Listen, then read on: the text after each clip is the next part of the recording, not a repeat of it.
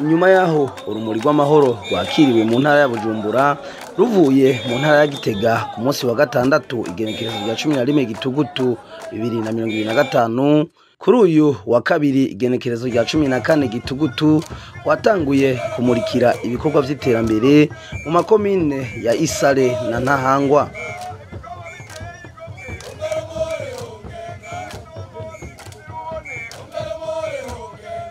Rugishika muri komine ya Isare kwakiriwe na buramatari w'intara ya Bujumbura aho yaciye aruha musitanteri wa komine Isare maze rujanwa kumurikira ibikorwa by'iterambere byo gucanga ibeto yo kubaka ku ishure ryisumbuye rya Muhororo riri muri zone Mageyo.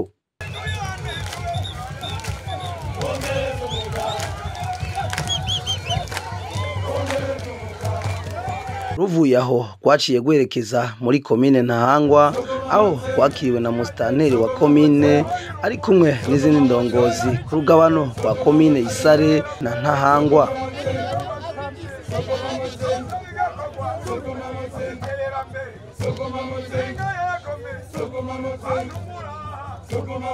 Inyuma yaho kwaciye rujanwa muri quartier Nyabunyegeri yo muri zone Rubirizi kumurikira ibikorwa vy'iterambere vyo gucanga ibeto yo gusasa mu birasi vy'ishure shingiro rya Nyabunyegeri.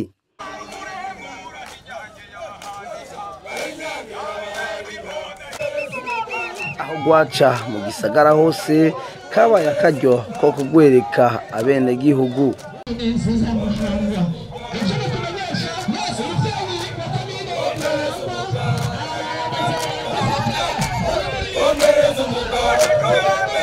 Buramatari w'intara ya Bujumbura akaba yabwiye abarutoye bwa mbere mu ntara kuzoba abambere no mu bikorwa vy'iterambere. Ico rero ni ikimenyetso kidasanzwe, ariko kandi ni ubutumwa budasanzwe. Uko mubaye abambere mu kugwakira niko mutezwa kuba abambere mu kugira nte mu kuvyaza umusaruro ibi vyiza. Nitwagira rusansuma y'ukuntu ibikorwa vyagenze twizere ko umutumba wa Muhororo tuzosanga muri abambere, sivyo yemwe?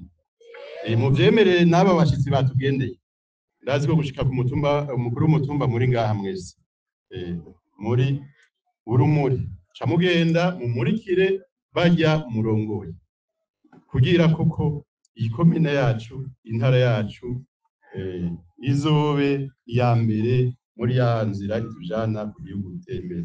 Nayo umushinga amateka Epipode Baranyikwa arongoye ishirahamwe ry'intwara rumurati indongozi zose zivyumve iyo ziva zikagera ko zikwiye kubitara ry'abene gihugu. Ubwo rumuri rubabere umuco mu kumurikira abene gihugu barongoye canke babaye imbere mu bikorwa binabiriye, abo mu ntwaro biyumve, abo mu bisata vya leta biyumve, abo mu mashirahamwe biyumve y'aba leta y'abayigenga, mbere no mu ngo iwacu twiyumve, kuko indongozi ihera mu rugo. Burya ubuja gusha buratagata, no mu rugo rero burya serugo n'indongozi, inarugo n'indongozi, mbere n'abana no kubategurira kuba indongozi. Murazi ko igihugu cyacu gikozwe n'ingo n'imiryango.